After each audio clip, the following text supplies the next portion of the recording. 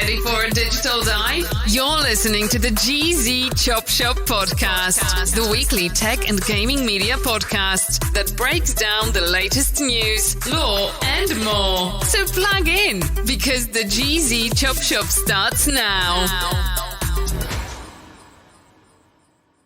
Yo, what's up, everybody? Welcome back to another week of the GZ Chop Shop Podcast. I'm your host, Project Itachi, joined by my good friend and co-host, Ward Nurse. And we got a pretty informative and important episode for you this week. But before we get into that, I just want to say, guys, we have some new merch in our store. So make sure to visit thegzshop.com and grab some of the Hardcore Gamer and Hardcore Gamer Gal collection. It is brand new. It's actually recently just dropped. Really, really amazing design, influenced by a little bit of Final Fantasy. You guys are going to love it, I promise. So visit thegzshop.com, grab yourself some of the hardcore gaming merch. Promise you will love it. But this week is something very important. It's actually been pretty much causing a storm on social media for the entire month of March. And this is something that affects anyone who basically does anything primarily related to social media or distribution of content in any way, whether you're a small business owner, you work at you're doing tech work, or you're definitely a social media influencer. This is something serious. And if you guys don't know what I'm talking about, we're talking about the Restrict Act, which is basically a bill that is trying to get passed through Congress. At first, it seemed like that Congress was going after TikTok, because anyone who knows, TikTok is not American owned. It is Chinese owned. And originally their whole issue with TikTok was breach of security, that it could harm the United States because, it's no secret that China does spy on us. I mean, as much as we spy on everyone else. And this, this whole back and forth that TikTok was this big breach and it was going to cause problems, and they wanted to restrict, TikTok. They wanted to ban it. And that's what the Restrict Act is basically, it's supposed to be this barricade that allows I believe the Secretary of Commerce to determine what would be acceptable for U.S. citizens to use as social media and content platforms. Basically, it would go through them, and then they would go, okay, our citizens can use this, our citizens can't use that. They would have the ultimate say so on what platforms we can use.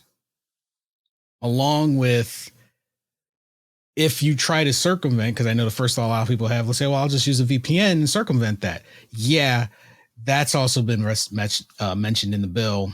And unless you've got $250,000 to pay that fine, because yes, they're putting in there that they would charge up to $250,000 for anyone who tries to circumvent this bill if it is passed, or up to 20 years in prison.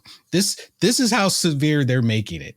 They're willing to put citizens in jail for up to 20 years if you try to circumvent this bill if it is passed. Right now, it's still in the beginning stages. It's still been introduced. It takes a long time for these things to pass. So it'll probably be forgotten by the time we hear about it again, which is, who knows, maybe that's what they're hoping for. And then it magically gets passed, and then we're like, oh crap, here we are. But I know a lot of people are thinking that this is exclusively for TikTok, but it is not just for TikTok. The things that they want to be able to have power of restriction over it's a long list. And basically it's concerning, because this isn't going to just hurt social media influencers who use platforms across the board, because you have American influencers who use platforms that are owned by different countries, and they've grown followings on these platforms. But it's going to hurt anyone who uses any kind of like content management system that was not made in the US. Because then they will have the authority to say you can't use that platform. They basically could come and say, no, this is a breach to American safety. This is X, Y, and Z. And they list, I don't know if anyone's read the Restrict Act. I highly, highly recommend reading it and at least trying to get a slight understanding of it for yourself. There's a lot of legal jargon that I know a lot of people aren't going to understand. And I just want to say, we are not legal experts, so we're not going to touch on the legal aspect of this. We pretty much are just going to touch on the technological side of things and how this could affect platforms, even like ours. But this affects everybody. And some of the things that they'll have restrictions on, right here, Section 5 considerations, and I'm reading this right from Congress.gov. It's accessible. Anyone, it's open to the public. Anyone can read this. Section 5 considerations: priority information and communications technology areas. And in carrying out sections 3 and 4, the secretary shall prioritize evaluation of information and communications technology products or services used by a party to a covered transaction in a sector designated as critical infrastructure in Policy Directive 21 related to critical infrastructure, security, and resilience, software, hardware, or any other product or service integral to telecommunications products and services, including wireless local area networks, mobile networks, satellite payloads, satellite operations and control, cable access points, wireline access points, core networking systems, long, short, and backhaul networks, edge computer platforms, any software, hardware, or any other product or service integral to data hosting or computing service that uses, processes, or retains or is expected to use, process, or retain sensitive personal data with respect to greater than 1 million persons in the United States at any point during the year period preceding the date on which the covered transaction is referred to the secretary for review, or the secretary initiates review of the covered transaction, including, and it goes down to say, internet hosting services. So you're talking VPN, WordPress, any internet hosting service, cloud-based or distributed computing and data storage, machine learning, AI, all these AI programs that are coming out that help content management and content distribution. They're up for scrutiny. Managed services and content delivery services. Once again, CRMs, internet or network enabled sensors, webcams, endpoint surveillance or monitoring devices, modems, and home networking devices, if greater than 1 million units have been sold to persons in the United States at any point during the year period preceding the date. Unmanned vehicles, drones, aerial systems, autonomous software designed or used primarily for connecting and with communicating via internet. And the list goes on and on and on. Desktop applications, mobile, gaming applications, payment applications, web-based applications, information and communications, quantum key distribution, post-quantum cryptography, autonomous systems, advanced robotics, biotechnology, synthetic, and I'm shortening the list. Like I'm just skimming down. It's a 55-page bill. I got to about, if I'm being honest, I got to about 33 pages before it just became like stuff that I didn't understand and overwhelmed. But I understood that part. Section 8 and Section 5 is easy for anyone to understand. And then this is basically everything people use in your everyday lives. I mean, we knew with, you know, after post 9/11 and they implemented the Patriot Act, you know, overnight, a lot of people are thinking like, oh, this bill won't pass. And I just want to remind people, after 9/11, we literally passed a bill overnight.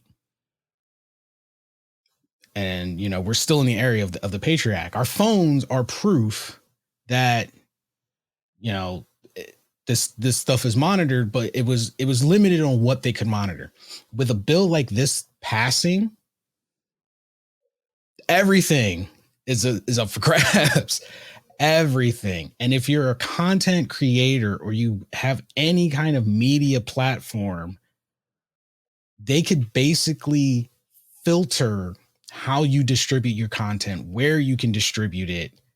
And if they just don't like, basically, it feels like if they don't like what you're putting out, they can shut you down. Anything that goes against what American media is putting out, which we all know is a bunch of lies and bullshit manipulation, they can call foul, shut you down, and fine you. Yeah. And if you try to find a workaround or continue to do it through other means, fine and possible imprisonment. Yeah. That is insanely drastic and insanely overreaching beyond anything I ever thought I would see in my lifetime. Yeah. Once again, what is it with millennials? They asked if we ever would have a midlife crisis, and most of us are like, "What do you mean? We've always been living in crisis. We've had nothing but chaos year after year since we can remember, since as far as we can remember." And this is very scary because, like you said, like at any moment, not only like we thought cancel culture was bad, but now this would be like a government official cancel culture. Yeah, this is the ultimate way of truly monitoring and controlling all of media and technology. And if it's not under the umbrella of our country and our government, then it's probably going to be a hard no. Yeah. And it's I'm glad you brought that up because and I just want to preface this by saying this is entirely my personal opinion, just based off of my own observations, unlike the Register Act, where, that's factual information I just read to you guys. This is my opinion based off of my own observations. Do not take this as a gospel. This is more just my typical conspiracy theory. I just want to lead with that. This is not anything that was found in an article. This is just my opinion. One aspect that I see as a business owner is, especially with we've had all these tech layoffs, and we've got all these companies doing shady things behind the scenes. And one thing I noticed more in recent years is targeted ads. Now, I'm going to connect all the dots to this in a minute. Targeted ads. How annoying are targeted ads? You're talking to your friend, you're having a passing conversation, you mention something you never searched, and then you go on your phone, you're searching the internet, and somehow conveniently that very thing you were talking about pops up in an ad. How many times has that happened to you? More times than I can count. And yeah. I've talked to a lot of people, and not necessarily in serious conversation. It's always jokingly, right? We always mention it jokingly, but behind the laughs, we all know it's true because it's happening to all of us. We all experience that or have experienced that at least occasionally. And we just kind of blow it off like that's obviously a coincidence, or, oh, it's just funny. We make a joke about it. Yeah. Kind of not a joke anymore. It's not a joke anymore because I can't tell and it seems like it's picked up more where it's almost like they're trying to just make it natural that you mention something and it pops up as an ad, and they're just everywhere. And it's really, really invasive because I'm not typing it, I'm not searching it, I'm talking about it and it's popping up. Now you've proven you're listening to me. And it's not just the government making sure that I'm a law-abiding citizen. You're selling that information to these companies for them to advertise to me. Because why else would I start randomly seeing these ads? And what I think is happening is a lot of US citizens have started realizing their value. The new generation is more vocal than previous generations. Oh yeah. I was telling you yesterday, like, people can say what they want about the new generation, but despite your likes or dislikes, they're gangster as shit. Like they're not having it. Yeah. And they're very vocal and they're very independent minded. And a lot of millennials are kind of in that same vein. Most of us are just like, we're getting up there in age where we're just like, look, you're not going to treat me like crap. I know my value. I know my worth. And we're venturing out and we're starting our own businesses. We're starting our own endeavors. Content creation blew up within the last 10 years, and it doubled during COVID. So a lot of people were walking away from their terrible factory jobs, their abusive work environments, and they were becoming entrepreneurs, business owners, establishing brands that, while individually are not competitive to major brands, you multiply that by thousands of people, collectively, it becomes competitive to major brands. You know, why go to top tier brand and spend $300 when this startup is making the same product, can show you they're using the same materials. They might not be able to produce as much, but it's the same, if not better quality. And they can sell it to you for a little less. Or even if they have to charge a little bit above, it's quality product and not cheap. They make it and sell it to you for 100. Yeah, Walmart, you know, sells it to you for 50. But what that person is selling you is 100 is not only product, but the quality. Mm-hmm. You're getting quality. So you go back to them because they're making quality over quantity.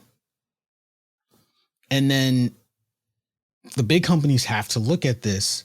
And the problem is they're losing factory workers. They're losing employees. They're losing cogs in the machine, which in turn loses them money, because now these cogs were not a threat originally because they felt no one was going to do business with them. But now they've gone out and they're making money.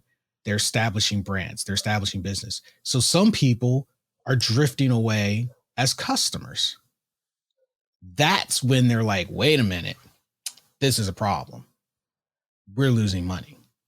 And, you know, you add that on top of the amount of people that, you know, I know just in my life and experiences, whether it's personal or just through people online, that no longer they've turned their back on these large American companies like Walmart and Target, all these monopolized companies that have destroyed small businesses for decades. Mm-hmm. And more people now than ever have turned their back on these and gone to local businesses, or in this case, content creation. So people have found other ways to save money and make their own money and be in charge of their own lives. And I feel strongly that it's starting to affect the economy enough that this is just another reason for the government to want to step in and overreach to this extent.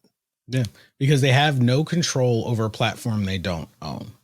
And while their concerns are still valid, I mean, you wrap it all up in a nice little present and present it to the people. It sound like you're, you know, warriors of justice. The concerns they have are valid. They are extremely valid because, you know, TikTok is a completely camera-based thing.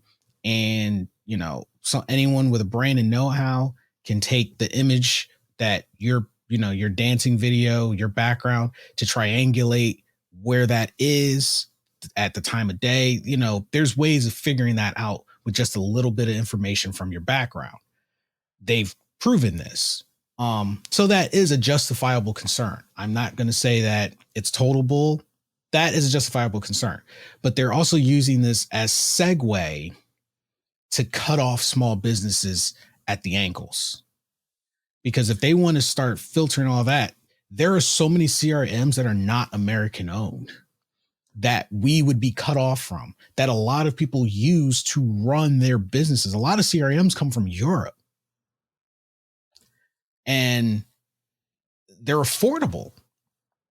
And this would cut us off, because then if you're using a CRM, that means you're interacting with social media. That means you're using the CRM to post to your social media platforms, and do all of these things through social media, that it manages it for you. But say you're using your content management platform and it's posting to TikTok, and a bill like this passes. Not only now are you not allowed to use TikTok, you're not allowed to circumvent, because say your platform is run by Europe. Europe doesn't have a ban on TikTok. So Europe could still post to a TikTok that you might make, you might have, they could still post using that platform. But you can't circumvent now because the US says TikTok is banned. So if you do anything with TikTok, we can charge you $250,000 because you're circumventing. You use a VPN, you're circumventing. The algorithm has been, at this point, it's pretty much proven that the TikTok algorithm that's used to help you find people and like-minded people is so much more sophisticated than any other social media platform here in America, that it's one of the reasons why so many people have flourished through it, which is amazing. So, looking at Facebook and just Meta as a whole, and Google, and all the lawsuits that have been brought to them and mostly dropped and let go and kind of just swept under the rug, to come at TikTok for literally the same exact things. I don't think I've ever seen something so just blatantly hypocritical in the court system. Especially since Instagram Reels came out after TikTok, because they saw how much of a hit TikTok was. Right. And I think the thing is, they're just trying to remove Instagram, because here's the thing. Meta owns Instagram. Meta, in terms of social media presence, is still the largest. Sure, maybe not as many people use Facebook, but look at everything Meta owns that we use that was a mainstream social media platform. Most of the social media platforms you use is owned by them, the mainstream ones: Snapchat, Instagram, Facebook. WhatsApp's owned by Meta. All the mainstream social media connectivity in America is owned by Meta. Their biggest competitor isn't even an American brand, because they have the foothold on American social media. But if TikTok is putting out numbers that is beating all four of their platforms, that's a threat for them, because they've outlived all their counterparts for the most part. Everyone else has basically had to take the knee while Meta was thriving. But then here comes TikTok, and it's not owned by them. They can't simply just go and buy it, and they can't push ads from the companies that come to them, because that was the whole thing that Europe was getting annoyed with, was with ads, Facebook ads.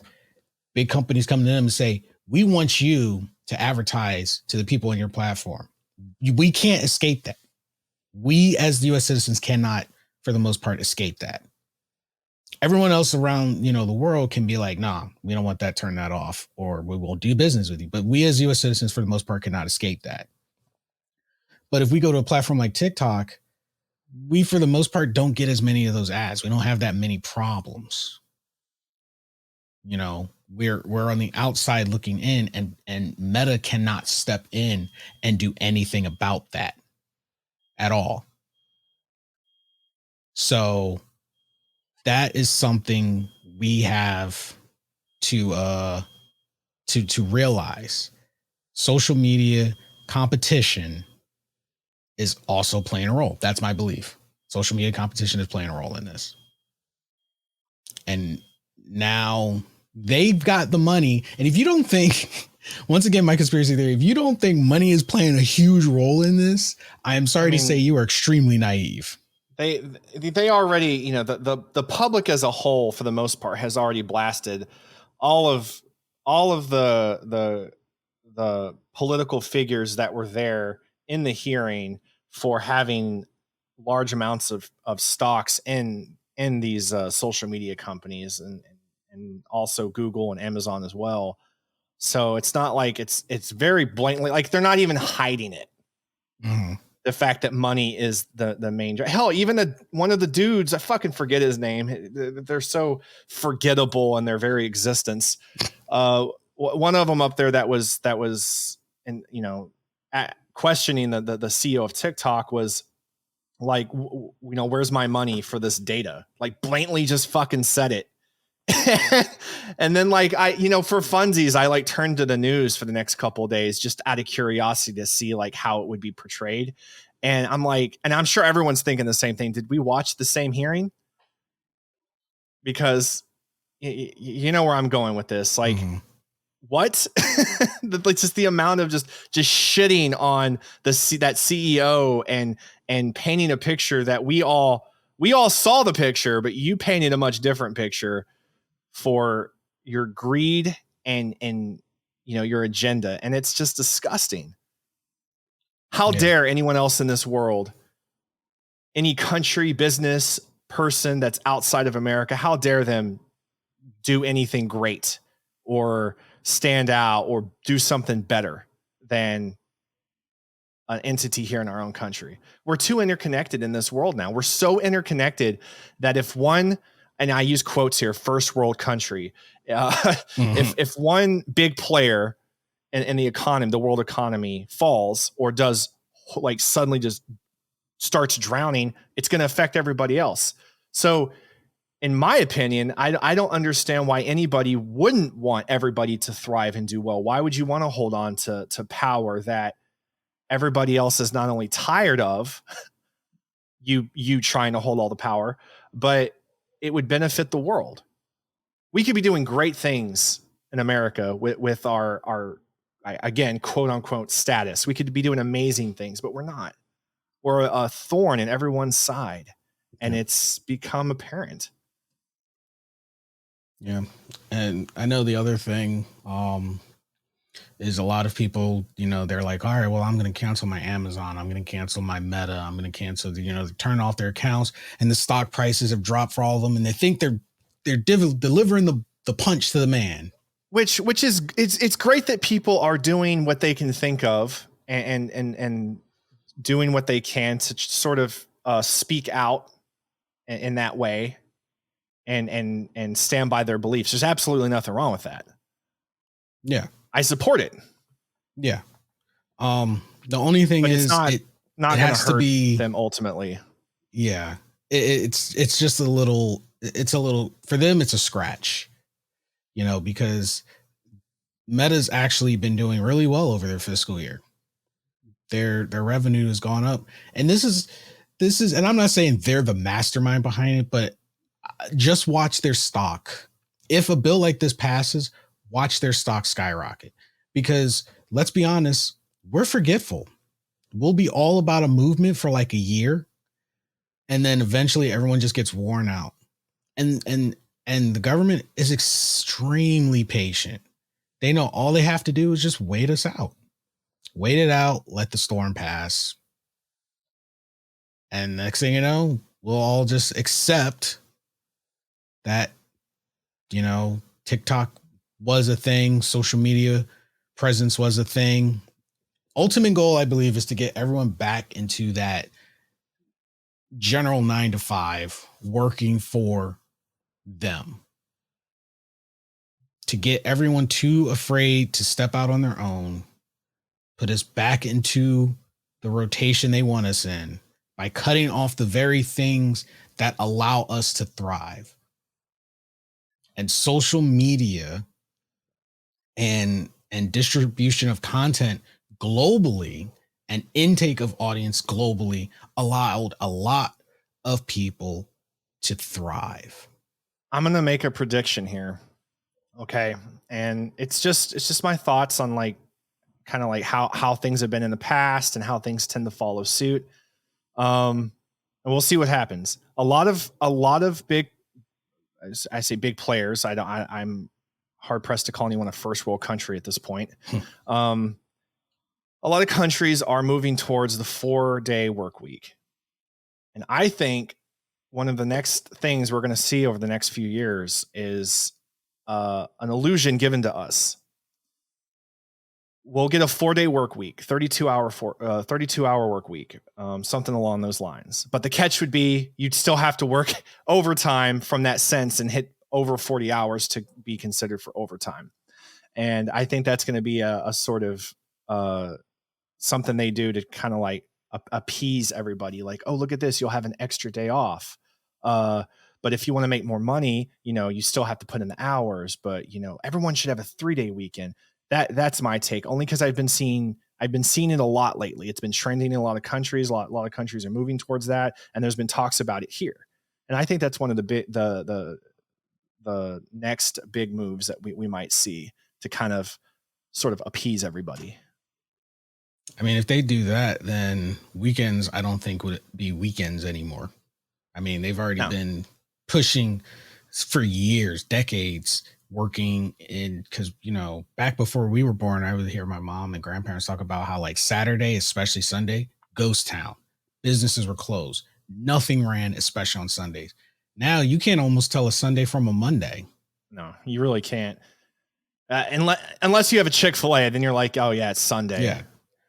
So yeah, it'd probably be a 4-day work week that might unconsciously shift. The work week could then start Sunday.